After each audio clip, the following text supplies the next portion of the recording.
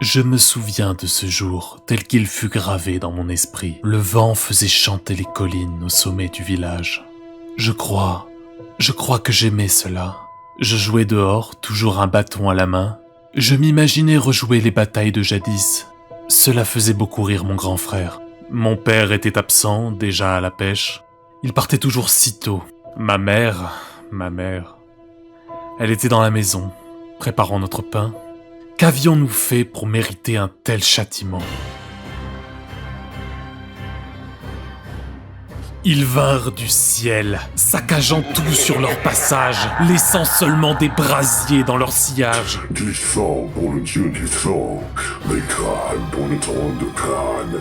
C'étaient des géants, des créatures comme jamais nous n'en avions vu, bardés de fer, de pics et de lames. Ils massacrèrent la moitié du village sans que nous puissions leur opposer la moindre résistance. Perdant mon frère dans la confusion, je courus entre les flammes pour retrouver ma mère à l'intérieur. Elle m'a attrapé, m'a serré si fort contre elle, puis la porte a explosé.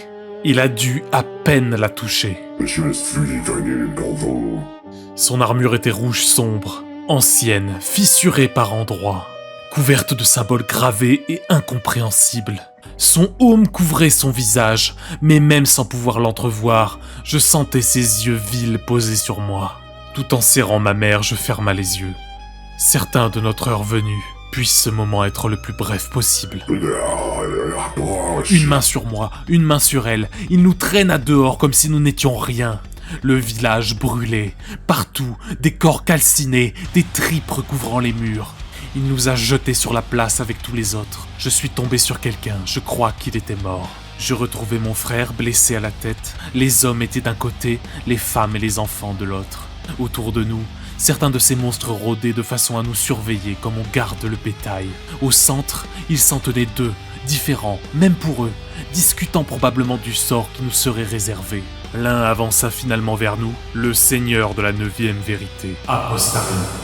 Enfants de ce monde oublié, réjouissez-vous, vous avez été choisis, votre village a été béni. Demain, vous servirez les grands desseins de l'architecte, les désirs du prince noir et les plaisirs du roi des mouches. Il se tourna vers les hommes, nous narguant d'un sourire moqueur. Mais aujourd'hui, vous rendrez grâce à Corne. De chaque côté, les marines empoignèrent leurs lance-flammes et transformèrent les hommes du village en tas de cendres fumant.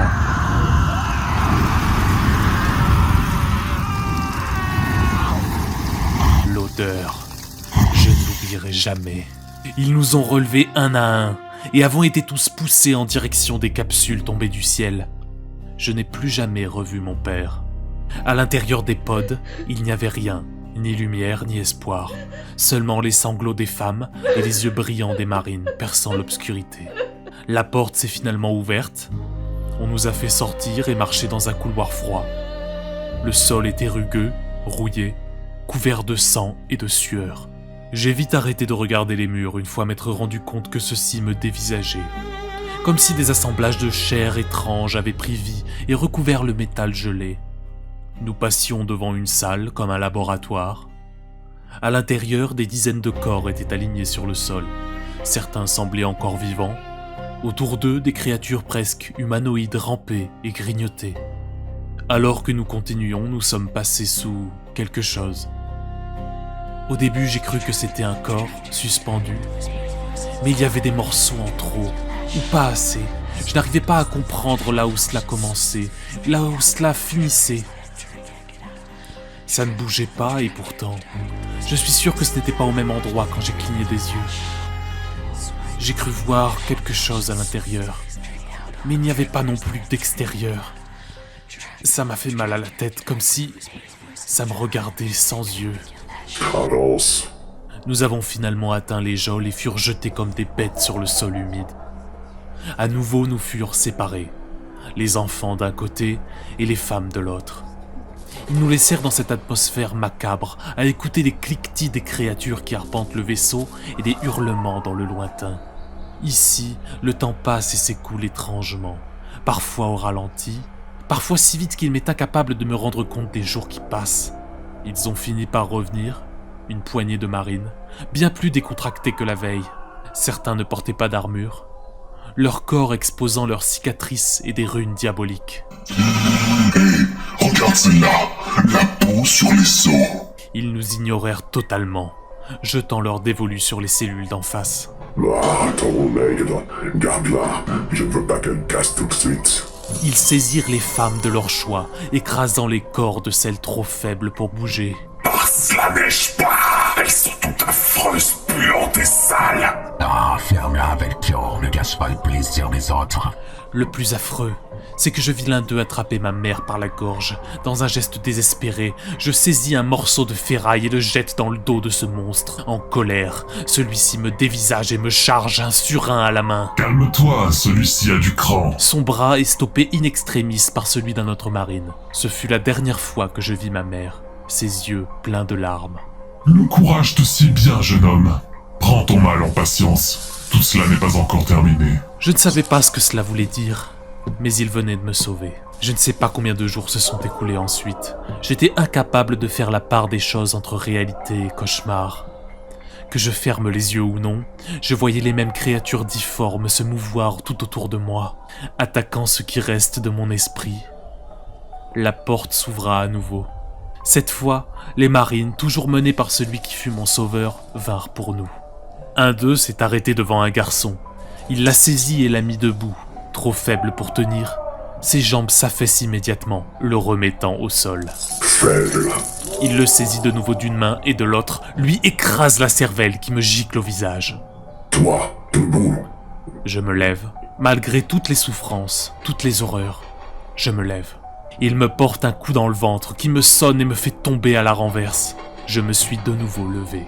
Et de 1 au suivant. Prenant les plus forts et éliminant les faibles, je fus emmené, moi, mon frère et quelques autres à travers les couloirs du vaisseau. Pendant notre périple, le marine qui me sauva nous adressa enfin la parole. Bien. Vous apprendrez à me connaître sous le nom d'Erevan Sabre Noir. Je suis le second à bord de ce vaisseau, bras droit d'Apostarion, l'apôtre de la 9e vérité. Sachez qu'actuellement nous ne marchons pas vers votre perte. Enfin, pas pour tous. Voyez-vous les enfants, vous représentez l'avenir de notre légion, l'avenir des prêcheurs des cendres, fondé par certains des illustres membres des Wordbearers il y a des milliers d'années. Notre bande de guerre a connu de formidables épopées au travers des siècles. Tellement de massacres, de mondes convertis en l'honneur de l'Orgarde et des dieux noirs. Mais enfin, tout cela est derrière nous désormais. Tout n'est plus que dépravation. Mais allez savoir, peut-être saurez-vous y remettre un peu d'ordre. Au détour d'un couloir, j'aperçois une dizaine de marines, à genoux devant une créature étrange à 4 bras, récitant des litanies incompréhensibles. Curieux, jeune homme. Il n'est pas encore l'heure de révéler tous nos secrets. Bien, nous voilà arrivés au laboratoire. Je vous laisse désormais entre les mains expertes de mon éminent frère, l'apothicaire Veridrax, le sancte-cher. Puissions-nous nous revoir très vite. Dans cette salle lumineuse, nous furent chacun installés sur des tables, puis attachés de façon à ce qu'aucun mouvement ne soit possible. L'apothicaire portait une tenue étonnante. Pas une armure marquée par les combats, mais plutôt un dispositif composé de bras mécaniques lui permettant de manier ses outils.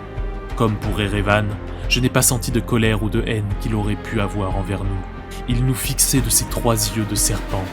À sa gauche se tenait une créature aussi grande que nous.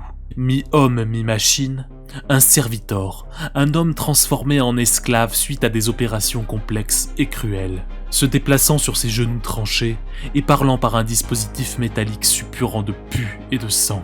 Chose annonce la procédure. Début de la phase initiale, opération. L'horreur monta d'un cran lorsque je compris ce qui était en train de se produire. L'apothicaire se dirigea vers l'enfant le plus proche et commença à lui ouvrir le thorax avec ses outils. Il se brancha à son corps avec des câbles faits de chair et de métal, peut-être pour atténuer la douleur ou pour y injecter je ne sais quel poison. Incision sur le sujet 00. Succès. Comprenant que notre tour allait venir, nous tentions tout de nous tortiller comme des larves pour nous dégager. En vain.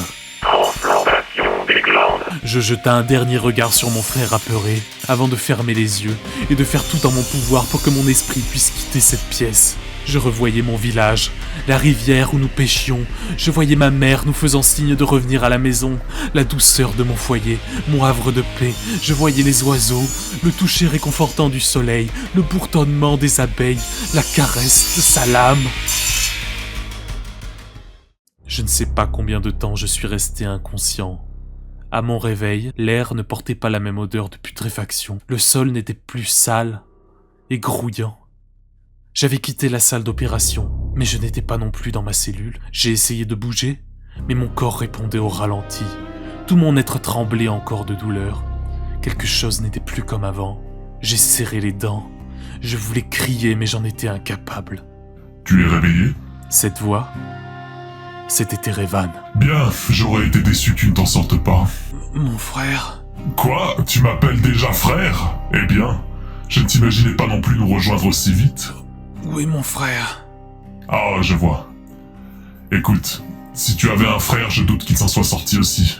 Tu sais, sur les 16, vous n'êtes que 6 à avoir résisté à la transformation, et 2 ne se réveilleront sûrement pas. Mais oublie tout cela. Tu te trouves maintenant dans tes nouveaux quartiers. Le mien est un peu plus loin, repose-toi ici. Je reviendrai prendre de tes nouvelles. Tu verras, c'est le début de grandes choses. Dans les années qui suivirent, nos corps de jeunes garçons ont changé. L'héritage de l'Orgar donna à notre peau une teinte dorée surnaturelle. Nos membres se sont allongés, nos muscles fortifiés. Désormais, nous sommes plus que des hommes. Nous sommes des membres des prêcheurs des cendres. Des Astartes corrompus, au service des dieux et de leurs démons. Varek, joins-toi à moi dans la salle des martyrs. La prière va commencer. Varek, c'est mon nouveau nom, celui qu'ils m'ont donné, celui de ma renaissance. Bien, Erevan, passe devant, mon frère. Tous les 2 cycles lunaires, nous nous rassemblons dans la salle des martyrs pour y entendre la parole d'Apostarion. Car c'est dans notre foi et dans le recueillement que nous ne faisons qu'un. Prenez place, inclinez vos têtes, non devant moi, mais devant ceux qui nous regardent. Dans chaque battement de nos cœurs, dans chaque cri arraché à nos ennemis, dans chaque monde que nous réduisons en cendres, nous les invoquons. Quelle est la seule vraie foi? La vérité noire. Qu'est-ce que la vérité noire? La souffrance. Qu'est-ce que la souffrance? Le passage. Et le passage vers quoi mène-t-il? Qui parle à travers nous? Les dieux noirs. Que veulent-ils? Que leur offrez-vous? Tout. Qu'êtes-vous? L'apocalypse. Passez! Approche, créature. La bête informe qui sert l'apôtre s'avança, escortant un prisonnier frêle et effrayé. Le voici, mon maître. D'un geste rapide et net, Apostarion égorgea l'homme qui s'effondra dans une mare de sang. Après quelques secondes inertes, le corps se mit à congestionner frénétiquement. Ô grand et puissant Seigneur, qui s'avance aujourd'hui? Qui vient bénir notre conseil? Il se redressa d'une façon surnaturelle. Un liquide sombre sortit de sa bouche. Je suis l'incarnation de la fin des temps. Je suis le puits et la marée. Je suis la putréfaction et la chair oubliée. Je représente le seigneur des mouches. Il vous voit, il vous connaît et vous aime déjà. Un monde vous attend, encore pur, encore innocent, encore ignorant. Vous le bénirez pour l'orgueil. Vous marcherez dans leur cité, vous ouvrirez les portes, et laisserez entrer la pourriture. Le corps se mit à gonfler légèrement, se figea et tomba à la renverse. Vous avez entendu, mes frères. Levez-vous. À vos postes. Le vaisseau nous guidera vers nos proies. C'était ainsi que nous avions procédé durant des cycles et des cycles. Apostarion, notre maître, procédait à l'invocation d'un messager démoniaque, et nous répondions à ses supplications. De cette façon, pendant un temps, nous pouvions bénéficier des bénédictions de son saint patron régnant sur l'Immatérium. Nous menions des campagnes en leur nom, plongions les mondes des hommes et des aliens dans les ténèbres, ou les éclairions de notre seule vérité, celle écrite de la main de Lorgar. Des décennies de lutte et de conflits contre un impérium que la plupart d'entre nous ne connaissions même pas. Erevan, mon mentor, m'a appris à guerroyer, car telle est l'essence de mon être, telle est l'hygiène de la galaxie. Le but de toute vie est sa survie, et si celle-ci nécessite la mort de toutes les autres, alors qu'il en soit ainsi. Ce jour-là, il nous suffit de quelques heures dans le Warp pour atteindre notre destination. Ah, le Warp. J'aimerais pouvoir vous le décrire. C'est le chemin que nous empruntons, dissimulé entre les dimensions, de façon à nous déplacer en un instant d'un bout à l'autre de l'univers. Les premières années, je fermais les yeux et me chantais des comptines de mon enfance. J'étais incapable de soutenir son chant. Pourtant, l'Immatérium ne demande qu'à être regardé. Un pur concentré de chaos à perte de vue, exquis, envoûtant, des colonnes de fumée et de foudre se faisant la guerre, bataillant pour le contrôle du vide, des tentacules couvertes de crocs s'accrochant au vaisseau, le martelant d'impacts et de cris affreux. Occasionnellement, on peut y voir des créatures se mouvoir, des démons comme jamais je n'aurais espéré en voir sur les mondes des Worldbearers, tous plus cauchemardesques les uns que les autres. Enfin, je divague. Nous sommes finalement parvenus à atteindre le monde que l'envoyé de Nurgle nous a demandé de prendre. Je puis y apercevoir une jungle luxuriante et des marécages à perte de vue. Et au centre, une cité. Une cité humaine mais comme abandonnée. Nous avons pris la décision folle de nous poser directement dans la ville, au plus proche qu'il était possible de la porte principale. Je me souviens du rapport de campagne. Nous étions 37 marines et pas moins de 14 esclaves en charge de porter notre matériel. Nous avancions dans cette cité fantôme, Apostarion à notre tête. Celui-ci échangeait des paroles impies à sa fidèle créature, brisant le silence de mort ambiant. Alors que nous avons continué à évoluer dans la ville, mon regard se porta au-delà des murs, dans la nature sauvage. Quelque chose bougeait là-bas. C'était une vision malsaine, même pour moi. Elle me prit aux tripes, jusqu'à ce qu'une main chaleureuse ne se pose sur mon épaule. Erevan. Regarde autour de nous. Ces bâtiments, cette verticalité, ces ruelles et fenêtres. Ils nous mènent tout droit dans un véritable coupe-gorge. Je jure que sa foi aveugle finira par nous perdre. Baisse la tête et garde les yeux grands ouverts. On ne sait même pas ce qui rôde ici. Soudain, Apostarion leva le poing. Nous nous sommes arrêtés. Personne ne parlait, personne ne bougeait. Seuls nos esclaves aux pieds ensanglantés laissaient échapper quelques lamentations. Puis, un éclair, à peine visible. Le frère devant moi s'est figé puis est tombé sur le dos. Un trou net dans son casque. Avant qu'il ne touche le sol, un deuxième a connu le même sort. Détruisez les Space Marines! Mais il n'y avait rien à voir, juste des silhouettes, entre deux murs, sur les toits, puis plus rien. Nous crachions nos bolters dans toutes les directions, en espérant calmer le feu ennemi. J'entendis un cri derrière moi. Les humains ne doivent pas passer! Je me suis retourné pour voir l'un de mes frères se faire délicatement transpercer de part en part par une lame. Je parvins à saisir ce xéno d'une seule main, resserrant ma poigne jusqu'à m'imaginer ses petits yeux virés au rouge au travers de son ridicule casque. Puis je lui explosa le visage de mon arme. Erevan reprit le contrôle de la situation. L'effet de surprise s'était tu. Il donna des ordres clairs et précis. Nos armes lourdes réduirent en cendres leur pitoyable cachette, et nos bolters firent tomber tous les fuyards. Au devant des combats, j'aperçus mon seigneur en mauvaise posture, entouré d'épéistes, seulement protégé par deux de mes frères. Je courus pour lui porter assistance. Il ferma les yeux, comme pour entamer une prière. Il prononça des mots que je ne comprenais pas. J'ai eu comme un frisson traversant mes os. Les deux frères d'armes qui se battaient à ses côtés furent comme aspirés par le sol. Ce fut violent et brutal. Leurs armures se sont ouvertes, comme si quelque chose voulait sortir de leur poitrail. Ils criaient et se tortillaient de douleur. J'ai beau avoir assisté à une multitude d'horreurs, voir les miens souffrir ici me donna une envie de vomir. Ils ne les regardaient même pas. En cet instant, ils n'étaient rien. Une puissance surnaturelle émana alors de leur carcasse maintenant sans vie, et se projeta sur les combattants Eldar qui furent consumés par des flammes incandescentes. Je ne saurais pas vraiment l'expliquer, mais cela m'avait semblé si peu nécessaire. Le calme vint à nouveau. Je me mis à chercher le regard d'Erevan, mais celui-ci était déjà occupé. Il fixait Apostarion.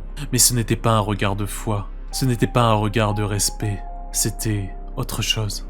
Je compris alors que nous étions à l'aube de grands changements. Nous avons utilisé le mécanisme déverrouillant la grande porte, et se joua alors l'un des plus lugubres spectacles qu'il m'aura été donné de voir. Des centaines, que dis-je, des milliers de créatures verdâtres, d'insectes et autres lézards se mirent à jaillir des bois et marécages pour se déverser dans la cité, les envoyés du seigneur de la peste. Cette ville que nous pensions abandonnée était en fait débordante de vie. Des milliers de civils Eldar en quête de paix, des colons et explorateurs se mirent à courir dans tous les sens, sortant de leur cachette pour tenter d'en trouver une autre. Les démons les ont tous engloutis.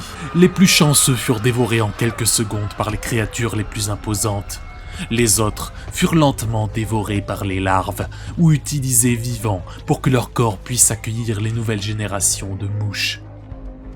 Dans les mois qui suivirent, je reçus une convocation, m'invitant à me rendre dans l'aile des machineries du vaisseau. C'est ici que viennent se cacher les passagers clandestins, les mutants et les esclaves ayant échappé à notre vigilance. Peu importe, ce jour-là, nous n'étions pas là pour eux. À l'abri des regards indiscrets, j'ai rejoint une poignée de mes frères avec qui je suis le plus proche. Erevan était là, nous dépassant d'une tête, présidant l'audience. Ne se tiennent aujourd'hui devant moi que mes hommes les plus proches, mes meilleurs soldats, mais aussi des hommes que je considère sans retenue comme mes frères.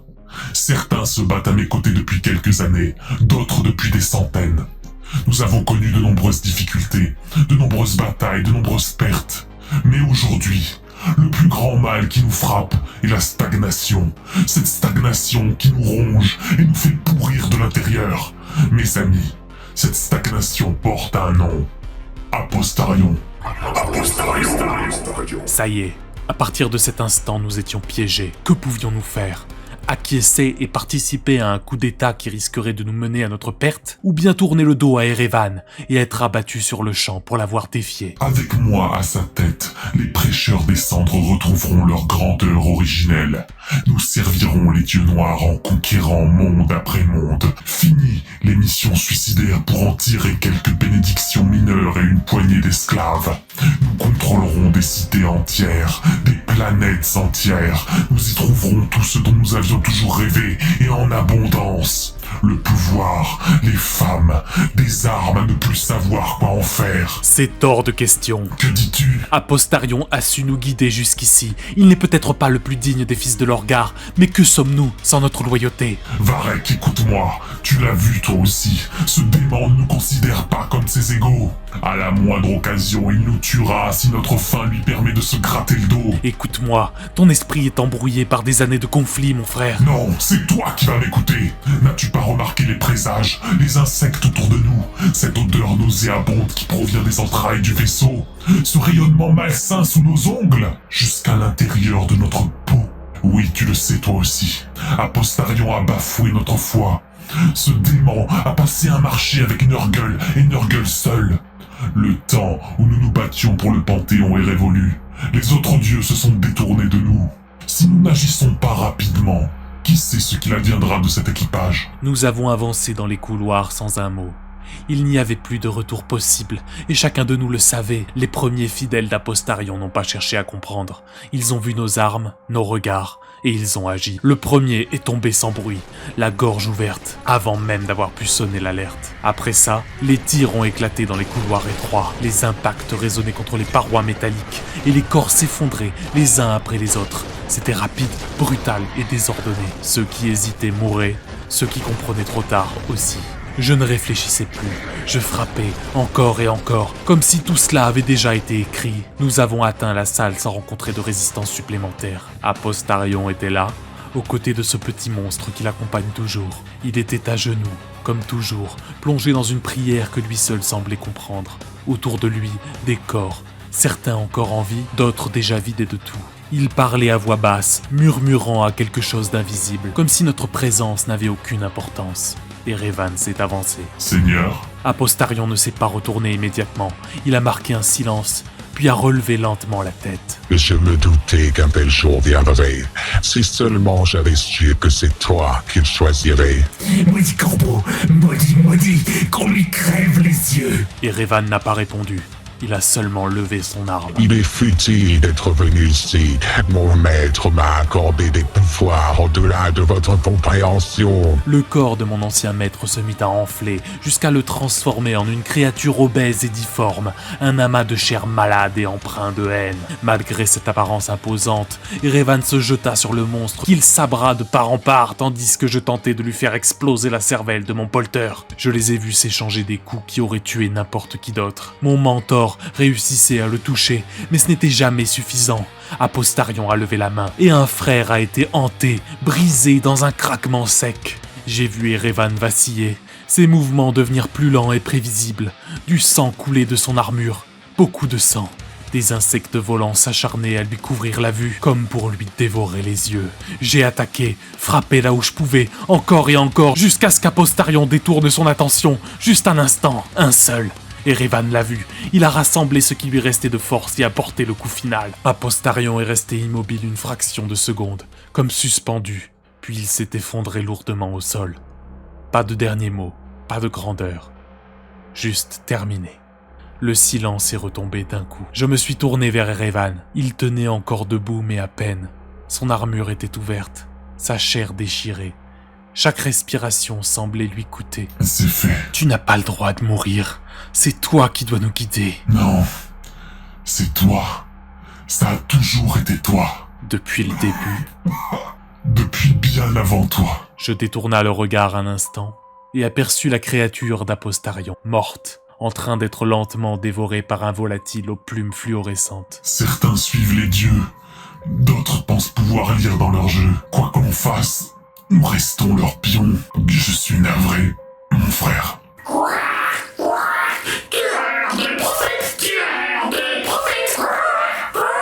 L'oiseau se mit à frapper des ailes en criant tel un démon. Soudain, le reste de mes frères encore en vie se rassembla et se mit à genoux devant moi. Varek, tueur de prophètes. Le tueur de prophètes, Varek. Ce coup d'état nous a coûté cher en vies humaines. Qu'il en soit ainsi. Cap sur les mondes de l'Imperium.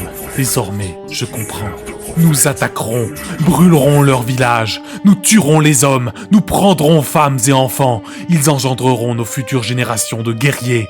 Mort aux faux empereurs, mort aux aliens, mort aux faux prophètes, et que la galaxie brûle!